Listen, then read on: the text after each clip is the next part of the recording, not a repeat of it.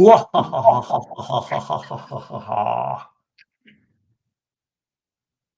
have chosen a theme this week that is naughty and are wicked and gory, shall we say. No kidding. I'm making my witch's brew over here.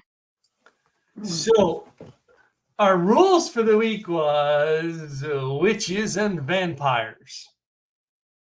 And which we had to turn our creativity on because it's all we had. We had to do that. So we'll see who's more creative tonight. I'm saying that, probably figuring I'm the worst creative. All right. I get feeling Gladys over creative with me on this one, but we'll see. Because next week we have another creativity type thing. So it's the creative shows where we really have to think to put our recipe together for the night because it's a way we keep the show interesting. So Yes. Our theme today was witches and vampires. That's what we agreed on, correct? Yes. All right. That is correct. So, okay, I did somewhat good. So witches and vampires. And I sat and thought about it. Okay, how do we do this? Because we've done all kinds of mixtures with our stuff from, make an array of foods to make an array of drinks to sample 2 or 3 drinks to sample 2 or 3 things to eat.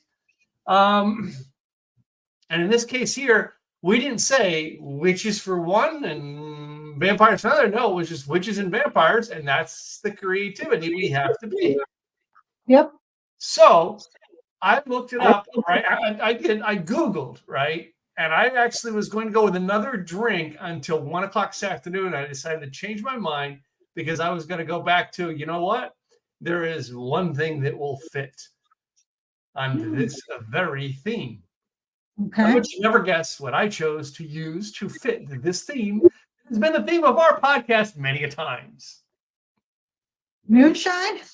Nope. And the reason moonshine and whiskey is what started us, but that has not been the theme, is what's kept us going. What's the theme that you and I have talked about more than anything on this podcast? Well, how we came together. No, drink-wise. Whiskey and moonshine has been what brought us together. It's what brought us together, but it's not the drinks that we've made the most. What's the drink we've made the most on this podcast? Something vodka? Yes, it's something vodka. Got that one. Whoa. Oh, yeah, I still have one bottle unopened. I so thought about Mary's mixers. And when I was at the liquor store yesterday, I saw him again and I went, oh, I should probably, go that direction. And he was like, oh, you know what? No, it's fine.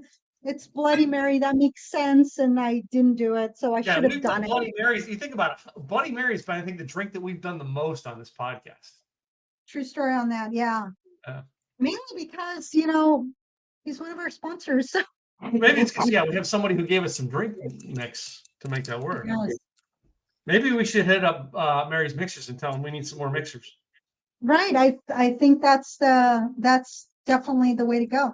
Now, one of the things that I thought of was, well, how do I incorporate? Because there's so much history, and I started researching. I did the red lipstick. I started to incorporate some history, and then I got sidetracked and didn't really deep dive as much. But some of the things that I found, which were quite interesting, I went, oh, I did not know this. But then there was another one that I had seen, which I started to laugh, that comes from Macbeth, the Song of the Witches. Double, double, toil and trouble, fire burn and cauldron bubble. Yeah. Fillet any snake in the cauldron boil and bake. Eye of newt and toe of frog, wool of bat and tongue of dog. Adder's fork and blind worm's sting, lizard's leg and howlet's wing, for a charm of powerful trouble, like a hell broth boil and bubble, double double, toil and trouble, fire burn and cauldron bubble, cool it with the baboon's blood, then the charm is firm and good. That's an actual song. I didn't realize that it was a song. I just thought that it was, that they made it a little sing-songy. Because it's Shakespeare. Come on. But Yeah. I didn't realize it was an actual song. So that was kind of cool. Um, so that was on the witches side. But then on the vampire side, there was a couple things that came up. One is you only see male vampires. You don't normally see female vampires until what is the oh my goodness, that one show that was on for a while. I think they may still be on. I don't remember the name of it, but it's the younger vampires. I remember the movie thing with vampires a couple of years ago, but what was the TV show? There was a TV show, and I don't remember what it was. Yeah, and it was all about vampires, and I never saw it, so I don't remember. But that was the only time I actually saw female vampire. But normally, a female vampire is called Lamia, Hmm. although most of the time they're just called female vampires. But it's actually Lamia is the correct verbiage for female vampires, and of course, there's a lot of degrees of the nature of the creature, and sometimes it's said that the female vampire has these lower half as a snake. So there's a lot of things out there, but the interesting thing is that, of course, a lot of these things that we know now are for folklore, or they come from things that were unexplained. And 200 years from now, there's things that we believe now that 200 years later, our future folks are going to say, "How did you believe in that?" But during back in the I guess 1800s, there was a lot of people dying from uh, tuberculosis. Hmm. Hmm. So they there was this one particular family that in New England, that the mom died, then the brother died, then the sister died, then there was another brother that was sick, and the dad was sick, and so they were thinking that one of the ancestors was a vampire and was staying alive through sucking the life out of the family members. And so what they did is that they entombed or pulled out, exhumed the mom and the other family member, and they were decomposed, but then they exhumed the daughter that had been buried a few months prior, that was during the winter months. And of course, she wasn't decomposing as quickly as the others. And because for whatever reason, there was still blood in her heart, they thought she's the vampire. And of course, they drew a stake in her heart, then burnt her. And they told the dad to feed it to the to his son, who ended up dying a few months later anyway. But they considered Mercy Brown a vampire.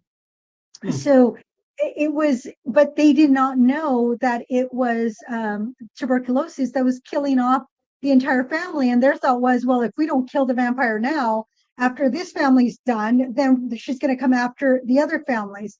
So it was quite interesting how things can be turned in order to make us feel safe, Yeah. or Yeah. have a certain level of faith, hope, if we do this, then there's the hope that things will get better. So that was quite interesting reading that.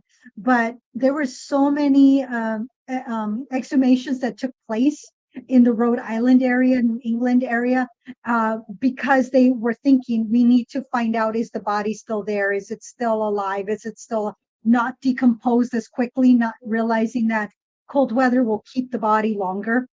Hmm. So it was quite interesting. But then so many other things in Hungary, and then of things that they were seeing that they couldn't explain. And then Bram Stoker's Dracula, that brought in a lot of different information from different areas to build his character, or his monster, if you will. So in 1896, that's when things were like, oh my goodness, bringing history and science together was quite interesting. So those are some of the things that I found quite interesting. And I didn't even deep dive into the witches side of things. It was like I've just been busy, busy, busy. But who knows where else some of these. Although by that point, I guess in the 1800s, where they knew that the witches from before, the witches of Salem, were not, that was fine. But Yeah. then there's the came into place, and then so there's always something. Yeah. Yeah. So So yeah, that's the interesting part of things that I find quite interesting. So that was that's where I came up with that in my limited In your limited search. Yeah. Yeah. I'll have more information next week because you know me, I like to deep dive and get She information. does deep dive into this. So next week we have another good, interesting theme. We're tweaking off of Halloween type stuff as the last 2 weeks of October because Halloween coming up. Now I know last year we did a show on Halloween night. I think we've done Halloween night. This year we won't be doing a Halloween night. We're gonna be doing it the night before, which is next Monday night. All right. And yes, we have another theme, which we'll talk about that at the end of the show tonight. But tonight's theme is witches and vampires. Now, that was just a general, let's do a show on witches and vampires. And we had to get creative. And I know that as we get closer to November, I need to come up with simplistic ideas for poor Gladys because she gets busier in November and December. So, but we come up with ideas and then we agree on to it. Now, sometimes I come up with the idea, sometimes Gladys comes up with the idea, but almost always it's one of us who sparks the idea, the other tweaks it, all right, and then we agree. Okay, we're going to go with that. And all too often, I think what happens is sometimes we get so complex into it that we do. All right, she just starts deep diving into an idea, and before you know it, it has 7 different branches off of it. And I'm like, Yes. 1 hour show, 1 hour show. Can't do 7 branches, 1 hour show. Anyway, we decided to go with witches and vampires. Now, I played the really thing. I was going to do a thing called the Witch's Brew today. And then I thought, wait a minute, I want to do one thing vampire, one thing witches. So I did find a food, and I think Gladys made the same thing, called the Witch's Broom. Now, I've seen this on several people's stuff, and it all depends on how you do it. I actually did mine. Now, I didn't tie. I actually have the onions, and I could have tied it, but I didn't tie it. Instead, what I did was I found cheese strings, and I should have gotten mozzarella because every one of mine are poked in. That's all they are, is poked in. Some of them would divide as you poked them in, and then the very bottoms of them, this one here, this cheese worked better. The very bottoms of them are cut to be like a broom, right? Yeah. I couldn't do it too much because the cheese will just split apart. And some of mine, there's like this one here, there's a chunk of cheese missing because of the fact that I tried to cut a broom out of it. Oh, and it just fell apart.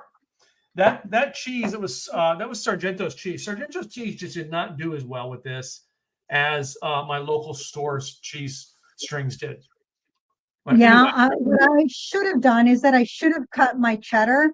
But what I did is that there was a pre-shredded that I utilized. And so, and then of course, then I did these yesterday. I'm like, they were a lot of work. And they don't look as pretty as the picture, but they're supposed to be little brooms. And I saw today where it says, forget about the flying monkeys. You better, watch out what this broom can do, is what I read. But then the other thing that I did was that I made a spider on deviled eggs. And then, of course, black olives, because black olives, that goes along with anything. And then a mascarpone with what would be kind of red bloody, but this is coagulated because it's blackberry. Yeah. And then a cauldron. This is, if it would have been in black, it would have been nicer, but it's a cauldron. So I try to do something green because there was a drink that was the melted witch, which I thought was hilarious. That was green. So there was a couple of different ways I wanted to go. But one thing that I will definitely make is, and I have to blend it, so I'm going to mute myself when I do that. It's going to be Glenda the White Witch. Okay. So I'm going to go white. So the recipe called for ice cream, vodka, and creme de cacao. But what I'm going to do is I'm actually going to do creme de mint, which is I ended up with, I have so much stuff. It's like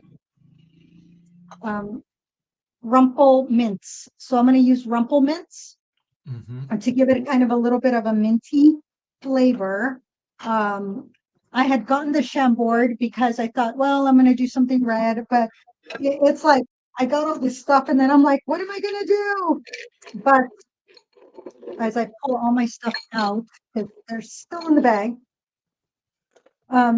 Something that I had to grab, which I've been curious about, was my this spur dust. And so this is supposed to give it a little bit of an iridescent.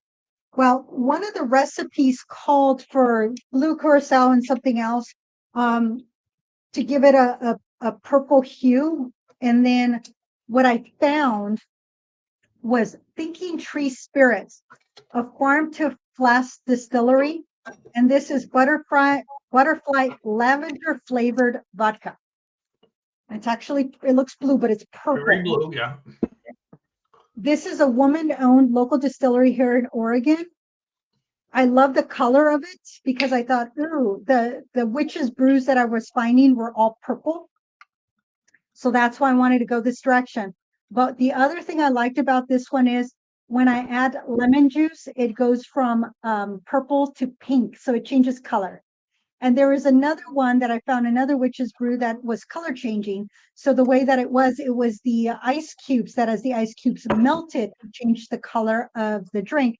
This one, because of what's in it, it changes the color of the actual alcohol. And there's various ways of doing this one, including adding citrus, a citrus soda, if you wanted to make it into a tall glass, or you can just keep it simple and keep it into a shot. But I thought, hey, this is something different. So that was this one. But I definitely wanted to do the White Witch because I thought, well, it doesn't necessarily have to be, green or purple. And so I got Umpqua, which is a local. Again, I was between Tillamook and Umpqua. So I said, I'm going to go Umpqua instead of Tillamook this time. And then add the vodka and the rumple mints and blend it up. And so then that comes with the White Witch, which I thought of Glenda the White Witch. I said, oh, got to do that in honor of Glenda. So that's where that comes in. One of the recipes called for blood orange liqueur. So this one is one that is supposed to be really good. I didn't want a headache, but I don't think I'm going to open that today. But I still had to share it because I grabbed it today. So I thought that will be a fun one to bring on since it's orange, like blood orange liqueur, bring it up in the future. So, but this is fun stuff. Putting in some iridescence into the drinks is always fun. So me for a drink, I went with a Bloody Mary because I have some good old fashioned Mary's mixers. Bloody Mary mix still left over from last year. So thank you, Mary's Mixers, all right, for your gift last year and sponsorship to our show. We appreciate that still, and we are still giving you mentions almost a year later. So anyway, and I have the traditional things, just some basics. I've got my onion, I've got my celery, some olives. I didn't have any pickles. I normally would stuff pickles, and we've gone through all of this, what you put in a Bloody Mary a million times. But it was mainly the drink mix that we're doing today. I just put the extras in there because I didn't have a lot of snacks to go with it. And just mixed it on up, gave it some shaking, and going to have me my Bloody Mary for my vampire side. Is Bloody Mary, and my witch's side is brooms. Very simple, very easy, coming from the simple, easy guy. Yeah, I was going to say so simple and easy because that's what you do. You do simple and easy, and then you got me that I try to make things simple for my clients, but yet I make a mess out of my stuff and I make it so complicated. Well, and I looked up my recipe to do this. I think it's on Friday. And I was going to go with the drink that I'm going to do next week instead because of the way our themes were next week. I'm like, wait a minute, that'll fix next week's drink even better than this week's. So I moved it to next week and I went, I'm going to switch and do a Bloody Mary and give one more hip, hip, hurrah for my last container of Bloody Mary mix from Mary's Mixers. Because once you open it, you got to use it. So see that it looks blue, but it is a purple. And then I'm going to add the the coloring here, the sparkle, because that's always fun to add an iridescent color in there. So it's a little bit harder to see, but you can kind of sort of see the swirls on the top. Can you see that? Yep. Those are your swirls. So it gives it kind of a pinkish bluish color. And then once you add lime juice instead of lemon juice. And then the color changes. So see how now it's more pink Yep. than purple. So it changes colors. So that's kind of fun. And I couldn't find easily. It's a process, but was dry ice, because the dry ice gives it that smokiness that just makes it look really cool. One thing about dry ice, if you do use it, make sure it is fully dissolved in the drink before you take a drink. It can cause all sorts of issues. The other thing is that I found out that I didn't call and ask, but I was told that you can probably find dry ice at Office Depot or not Office Depot, Home Depot or Lowe's, because it is used a lot in construction. So to cool things down. So if you are struggling to find dry ice, check out Home Depot or Lowe's for that. I didn't call them. I was like, you know what? It's not that important. But you drop something like that in this, or even a little shot glass, and it gives it a little bit of the smoke. It just makes it look really pretty. I had gotten a lemon drop one time that they did that, and it just looked so cool. Mind you, lemon drop's not my favorite drink, but that lemon drop is the most beautiful drink because it's got the smoke going on. Well, when this particular time that I had it, and that was probably 15 years ago. So it's sometimes fun. Those drinks that, you get a fun look to them, or that fun flavor to them, is yum. Wow.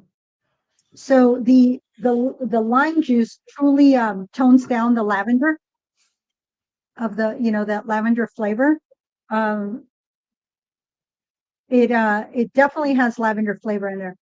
And right now you can also smell the lavender. So it's a very soothing drink. And it's pretty cool. I was like going, huh. It says ye lovers of botany. So it's because they're using lavender in here. So this is really cool. I do like what it says in the back. It says, know your worth, speak your mind, infuse duty and desire into all your deeds with your purest of intention. Mm-hmm. From the smallest flavors to the tallest canopies, thinking tree spirits bows down to botany and makes way for the wilderness. So I thought that was kind of cool. But this one has butterfly pea flower. That's what allows it to change colors when you add citrus to it. So it was kind of fun. And then the cool thing about the white witch is that you could make the white witch and then either add pomegranate or a grenadine, and you're adding red to it, and so now you're changing the color. So there's a lot of different things you can do. With this one, you can put it in a tall glass, add ice to it, add maybe a Sprite, or not a Fanta, but a Squirt, Fresca. You can add any of those citrusy, and it'll also give it that nice citrus flavors to it. So I think that'll be fun. But one thing with that I just figured out, because I made my little brooms yesterday. I put them in the fridge because cheese, but my poor pretzels kind of softened up. The pretzel gets soft and soggy into it. Yeah. So it's almost like you'd want to make this just before you took it to the party. You don't want to make this the day before, because the pretzel, a soggy pretzel is just not the same. No. So being that it is fall, that would be a good one to make, but make sure where you're going to keep it cold that same day. Yeah. And I'm telling you, it will take you a moment to make these. I use the scallions to tie. You could use chives, a little bit easier to do with chives, but really you can use any string. But the problem is if you use real string, now whoever's eating it has to remove the string. Has to remove it. Yeah, you have to make it something edible. And I like yours, sticking it in there. The one thing that I do with yours is kind of put slits in there on the outside to make it look like the outside of the broom, and then keeping the integrity of the middle to hold the pretzel stick. Yeah. I think, but I thought it was the cutest idea. I'm like going, oh my goodness, it's a freaking little broom. I don't think it was 15 minutes after I found the idea online. It's one of my friends had posted it as a Facebook post. And I'm like, how do they know that was going to be my drink on Monday night or my food on Monday night? And there's your black drink. That's next week's drink, but anyways, black. I won't say what that one is. So I figured red. So this was a red apple. This one I got, or excuse me, a red pear. Fresh from Hood River. I ran a half marathon yesterday. I improved my time by 8 minutes from last year. And when I finished, I came in fifth in my age group. They had fresh apples and fresh pears, a couple of different types of pears, all grown in the Hood River area, which is about an hour 20 from here where I'm at, on the Columbia Gorge area. So it's part of the scenic drive. The sun came out, it was a gorgeous day. And as I made my way back home, it started getting overcast and cold. And I was like, oh my goodness, it's prettier out in Hood River. But having locally grown fruit was, I think, an added benefit. They gave us great food. The one thing they don't give us is beer. So I thought, oh, I'm going to get home and have a beer, and I didn't. So, ooh, but that is one sweet apple. I'm sure that's what vampires think when they're having that sweet blood. I was thinking along the lines for apples because of the fact of the Cinderella story. Not Cinderella. No. Sleeping Beauty. Sleeping Beauty. But I was like, nah, I'm not going to go there. I mean, because I didn't want to. We wanted to make a twist on not just a Halloween podcast. I wanted to make it a twist on something different. It wasn't just Halloween. And you can really witchy if you want. It would be so easy with a Halloween thing to just go, oh, chocolate and wine. You know what I mean? There's a million things. It's like I wanted to make a twist that was hard to figure out. And I hadn't thought about that. That's funny because that did not even come to mind. Yeah. There's mine. So the other thing that I did was that I got cheese, with this is goat cheese with a blueberry. It looked more red when I got it, but it's, it kind of looks gory. So that's why I grabbed this one. I didn't grab my nuts, but you can add different things to it. You can use your pretzels. In this case, I'm just using a regular cracker, but giving that look. Olives because they look like eyes, so you can do that. I did look for a lot of places like stores will have pre-made like sugar cookies. And I was looking for somebody who had sugar cookies or donuts in the shape of a vampire or witch. I couldn't find anything. That was the other thing I wanted to pop in and try to do, because of the fact it was all about having that. But I'm like, there was tons of other stuff that, like I said, it related to Halloween, right? But it didn't relate to our theme, our chosen theme out of Halloween. Right. You know what I mean? Very true. There was things that I found. I was like, no, that won't work. No, that won't work. I don't know about this one. Oh, oops. Uh-oh.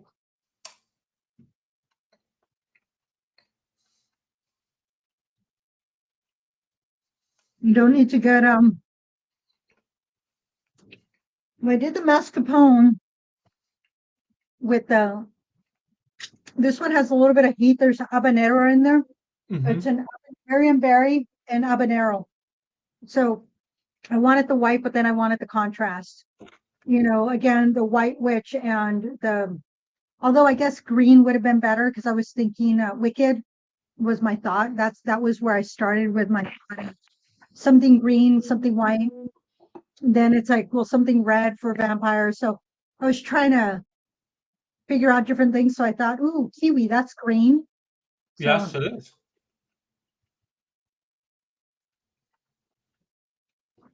and then in the cauldron, well, it's a good kiwi. There was this is a cheddar cheese and broccoli. So I thought the green again is in here. So that's why this one, because I was like, why not a little cauldron? So Yes, it is. so kind of doing different things. But yeah, you got to be creative. Think outside the box as you have people gathering. Make it fun, make it creative, make it different.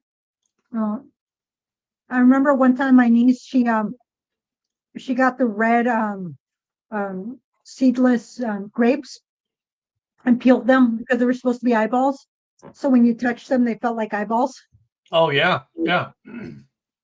So and again, green olives.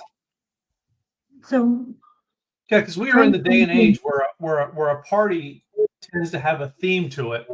And I know like one of the networking groups that I'm part of, the Halloween party that they've had said you have to come dressed as your favorite rock star. So they put a theme on it, right? And that's why we did the show this way. And we're going to do it again. We're going to do one next week too. It's going to twist the theme just a little bit.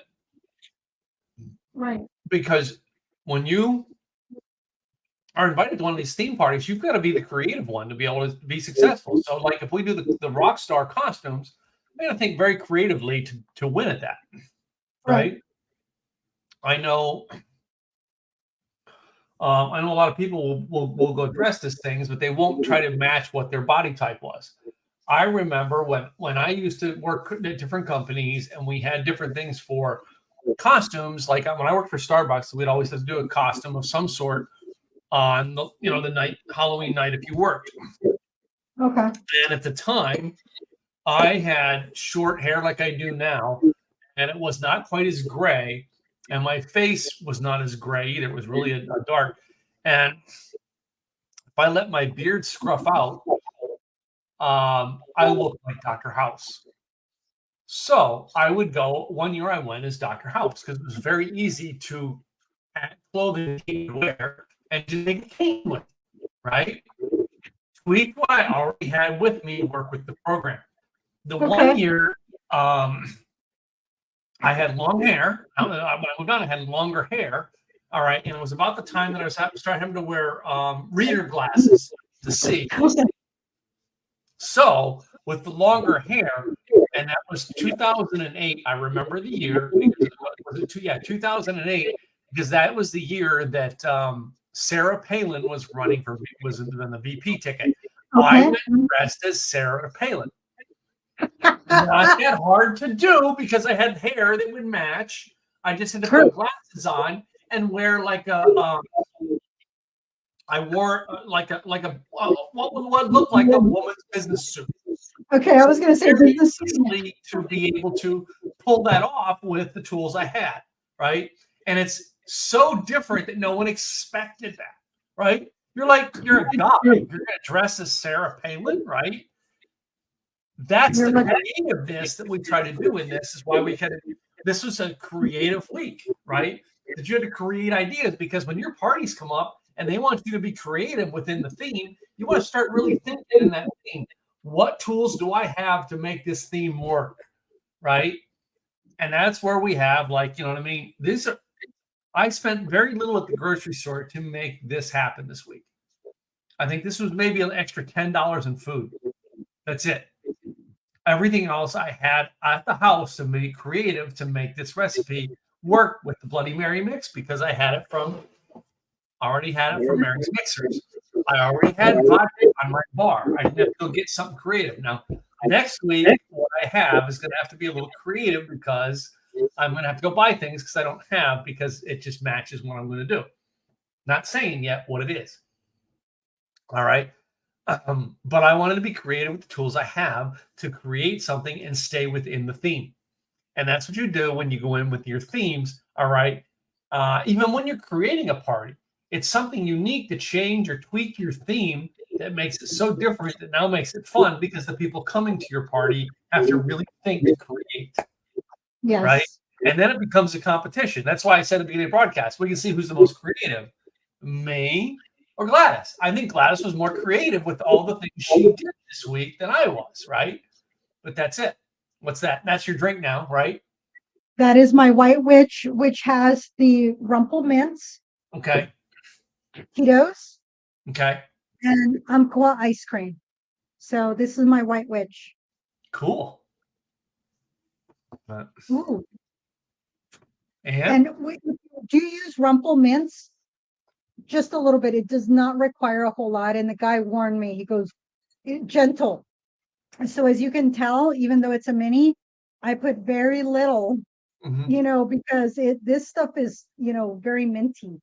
And so I wanted it to stay white. That was important. Having it stay white was kind of important. So here's my white witch. Uh, so that's kind of important. But just doing fun things, a little different. And I've always been a little different with whatever I do anyway. So I was like, why not? How can I spruce it up just a little bit? And I would tell you, I'm normally not a big goat cheese, but Mhm. this goat cheese with that blackberry on top of it, oh my goodness, that tasted very yummy. It's a great combination because you get that creaminess and that pungent goat, but then you got the sweetness, yet kind of not citrusy, but that berry-esque, and it just went very well. And then when it comes to anything that's a deviled egg, it's very basic: mayo, mustard, salt, pepper, garlic. I didn't do paprika because, I guess the paprika would have gone well with my little spiders. And the spider does look a lot easier, a lot prettier from afar. What But is the what do sliced you use for the legs? olives. Oh, all olive cut up. Okay. Okay. Yep. So the body was half an olive, and then for the legs it was a half an olive and then sliced up. Yeah. So I don't know if you could tell, but see, it's a Yeah. kind of sort of tell that it's an olive there. And I love olives. Some people will put olives in their deviled eggs. Mm. But you know what else you could have done with it for where this would have fit? Is you could have made your deviled eggs with like a guacamole in. Mm, that would have been perfect because it would have been, and I do have an avocado, Yeah. the green, so then the green with the spider and then the white. So you're getting all the colors and all the things. Yeah. Exactly. And this is interesting because this does not have any milk in it. The vodka helped break down the ice cream a little bit. And then so as soon as I blended it, it blended up beautifully. It was 2 ounces of Tito's, and I used a fork. For those of you that don't know, if you eat ice cream with a fork, that actually makes your ice cream taste better Yeah. because you're tasting, all your mouth is tasting is the ice cream before you get to the metal. When you use a spoon, the first thing your tongue tastes is the spoon, the metal. And so it changes the flavor of your ice cream. So if your ice cream is pretty solid, use a fork. That way your taste buds really get all the flavors of your ice cream before it gets to that metal portion of, unless you're using plastic. But getting your tongue to taste the ice cream before anything else, that just makes your drink or your ice cream that much yummier.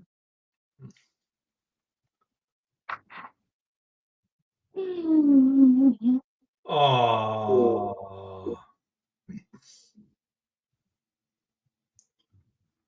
I am enjoying this. And I actually like this white witch a little bit better. And I normally don't eat, I mean, milkshakes are once in a great while. Mm-hmm. I think it was maybe a year and a half ago, the last time I had a milkshake.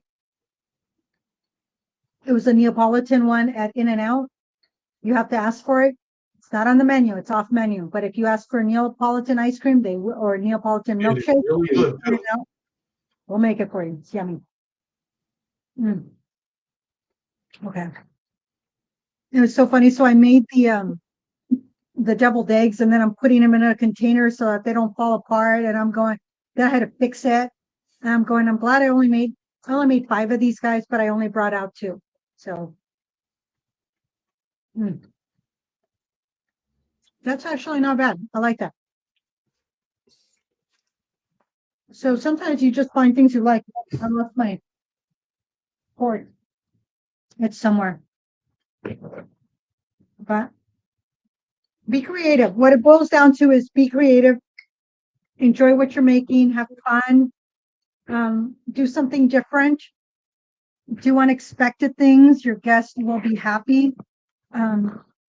There's so many ideas out there. Some people are very creative out there on social media.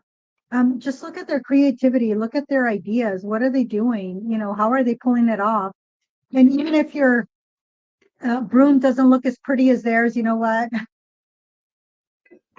You're People still are still going to think it's cute because you did it. Mm-hmm. Yep. My last broom. Here we go. No. It's almost, you can eat it almost like a lollipop too. And then you get the stick.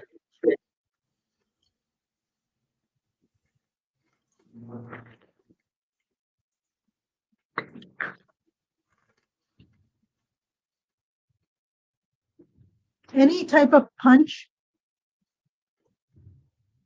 that you can make in quantity, turn it into a witch's brew. Mm-hmm. There was a witchy sangria out there. There was a witchy margarita.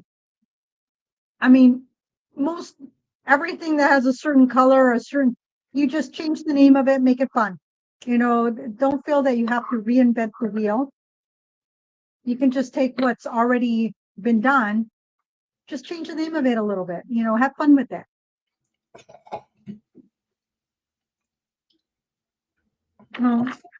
Like getting grapes and turning them into eyeballs. Yeah. Still a grape.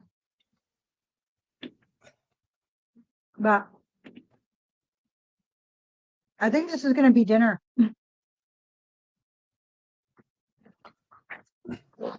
So thank you for always the ideas of the charcuterie boards, because I will say that Mr. Tim, or at least his wife, make really good charcuterie boards. They look beautiful. So that's what we had for dinner on Friday night. She just made up a charcuterie board. We sat and drank wine.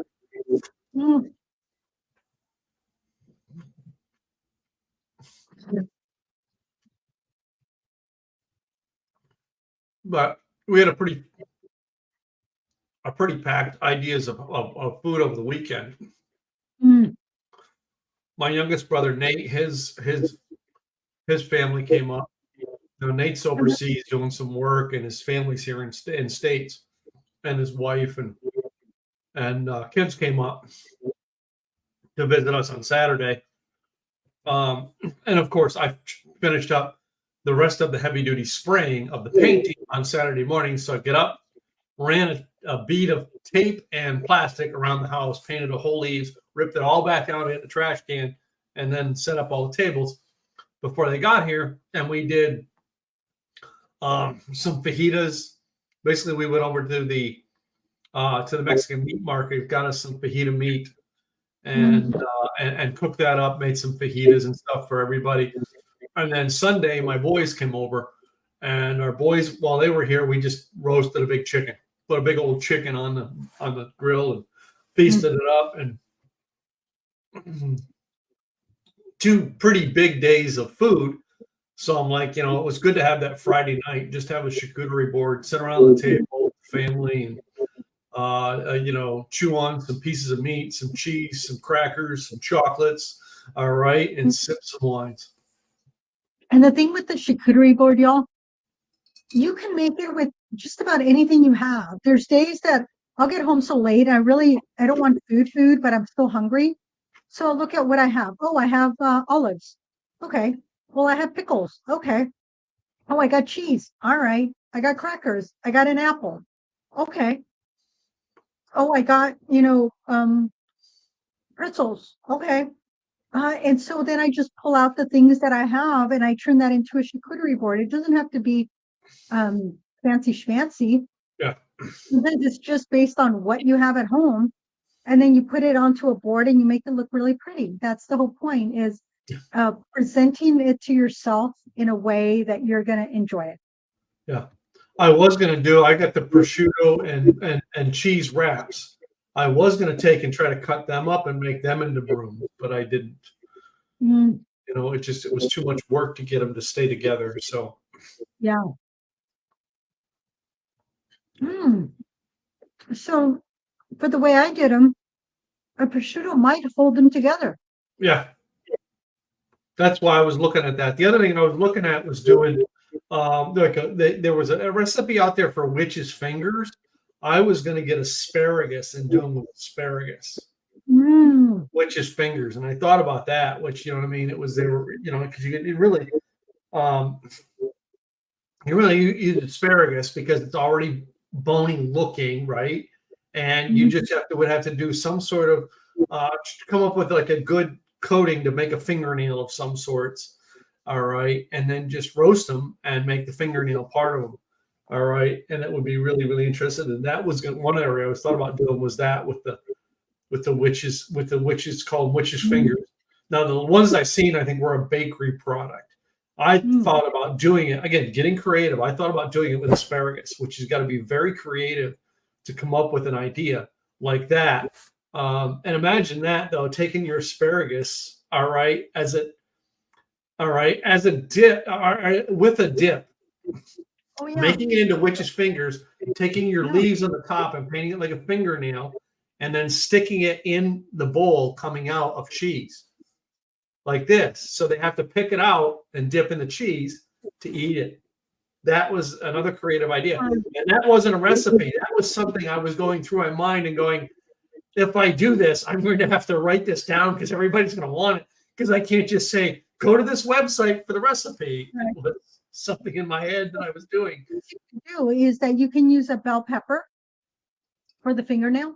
The other thing you can do is wrap the finger with prosciutto, so that way it's partially green but partially skin tone.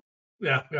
And then the bell pepper, or at the top, and then just finding a way to keep that the bell pepper attached to the finger. So maybe cheese will help it stay together. Yeah. And the thing is that once it's picked, who cares if it falls apart? It's going to fall apart once you pick it out. But that the whole purpose of it was a creative looking idea on a plate. So yeah. Anyway. Oh, I love that idea. There's good. Next week we've got ideas coming up. So mascarpone, the habanero, and pretzel. So you got the sweetness, you got the heat, you got the creaminess, you got the saltiness. This is really yummy.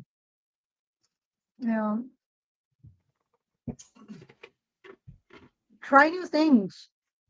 That's the whole purpose that we hope you understand. We're trying to get you to experiment, try new things, and it's okay. If they don't work out, they don't work out. You just try again. It's okay. That's the neat thing about doing things for parties. It's all experiments, and one experiment, a failed experiment may lead to a better experiment.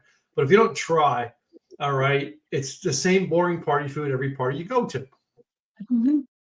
So I don't want the same boring party food everywhere I go. Technically, I went the boring route with the drink tonight because why? because I used the mixes I had to do here. But I could have very, very creatively come up with the food idea to go off the drink. Now next Yes. week I got a drink. I'm just saying that's why I figured it matched next week's more than it matched this week's, and it is really creative and off the wall. Not giving away. I'll tell Gladys before we go home tonight, but I'm not telling you all. You have to be here next week to find out what it is. But next week's theme is going to be orange and black. That's it. That's the theme, and we have to build off of that. We took the theme tonight of witches and vampires. We had to build off of it. Your head goes a million ways because first of all, you're going, crap, I got to come up with an idea because we don't have an outlined idea. You have to come up with the idea in your own head. But then when you get it in, you rein it in and go, oh man, there's so many creative things I can do. Now I got to pick which one I'm going to do. Right. So anyway. Yeah, I had like 6 different recipes, and it's like, well, I don't want to do this. I don't want to do that. And then Mike, I shout out to Mike at Stafford Liquor. I told him, oh, I want to do this. And he goes, oh, well, XYZ, let me show you. And he's the one that introduced me to Thinking Trees. So thank you, Mike. He also helped me when I told him, well, I'm looking for a blood orange liqueur. He goes, well, I have the Salerno. And then he gave me a little bit of information on it that it can be drank by itself. And I was like, oh, okay, well, then I will try that one. And that can go in multiple cocktails. So I'm like, all right, I'll do that. And then of course with Mr. Rumple Mints, I didn't want the big bottle. He goes, well, I got a 5th. And then he goes, well, I got this. And then I go, man. And then he goes, do you want a mini? I'm like, you got a mini? He goes, absolutely. Pulls it out. And I said, that's all I need. That's perfect. So it was making sure that he took care of me and the things that I needed in the quantities that I needed. You know what? Make friends with your local liquor store. They will let you know, hey, why spend on a big bottle when all you need is this little, I think this one was like $3. Mm-hmm. Yeah, fun stuff. My Chambord also $3. So I spent $6 on both of those. That's all I needed. I didn't need no big bottles. Why? I'm very seldom gonna use these. Maybe hot cocoa. I can put this in special hot cocoa. That will go very good in a hot cocoa. Yeah. So this was fun. You made me get all out of my comfort zone because this is definitely outside my comfort zone, just so that y'all know. All right. Well, as we get closer to the bottom of the hour here, let's first of all, we're gonna do our wrap ups here. First thing we're gonna talk to you guys about is the Insiders Club. So if you go to likethewayyoudrink.com, there is a button that says join the Insiders Club. What is the Insiders Club? The Insiders Club is a place for you to actually preview and get the actual recipes or get an idea of what we're going to do for themes. In other words, you will know our themes 2 to 3 weeks out. Number 2, you will get private. I do mean private, like Zoom call tastings with us. All right. I probably as often as once a month, we're going to be doing them. And then we're going to do a couple times a year where you're in-person tastings. Now, the cost to join the Insiders Club is free. Every event you come to, you're responsible for your own costs at that event. So if you come to a tasting at a winery, you're responsible for your own bill at the winery. But you only get invited if you're in the Insiders Club. Right? To join it is free. Go to likethewayyoudrink.com. That's likethewayyoudrink.com. Click the button that says the Insiders. Put in your name, your email address. All right. You will be asked to give your date of birth because you have to be over 21 years of age to join. All right. And then we will keep you informed. You'll be on our newsletter list, and you will actually get informed of everything that we're doing. The other thing we're going to do with the Insiders is Gladys has worked together with some distilleries, making some liquors that will actually have our branding, our naming onto it that is custom made for you, our listeners. All right. And there'll be more about that as we come up. I think we've got 2 or 3 of them going right now. All right. Gladys has mentioned them over the weeks. She can mention them again when she's done chewing. All right. But yeah, we've done a couple of those as well. And we're going to continue to do that stuff. All right. For the Insiders. These will never be general offerings. It will be for Insiders only because we know they're 21. we cover our basis that they're 21 years of age. That's why we have to have a club in order to do it. There's more. There's also things about alcohol and shipping that you have to be part of a club for certain states. That's one of the reasons why we're doing this. So Yes. tell us about those alcohols we have in aging right now. So the gin is about to be bottled. Mhm. It is at that point where it has this gorgeous caramel color that is beautiful. But I thought, you know what, it could continue aging a little bit longer and more of that barrel is going to get into the gin. But the whole point is the gin does have to have a certain taste. So it is not your junipery forward. It's a little bit more citrusy, but because of the char inside the barrel, it gives it a little whiskey-esque flavor to it. So it's got a little bit of caramel color. So it's not your clear gin. Absolutely delicious. Got to taste it last week. I'm like, it needs to be bottled. They are going to give me the opportunity to go and help with the bottling process of it. So I'm pretty excited. I don't know exactly when that's going to be. And hopefully it's before November 1st. Otherwise, I'm going to have to forego going because I'm like, I don't have time. The other one is a barrel of whiskey, which should be done by about December. It tastes really good, but in my opinion, it needs to sit a little bit longer. And then third, there is a rye that will be ready in about 10 months from, it was August, September,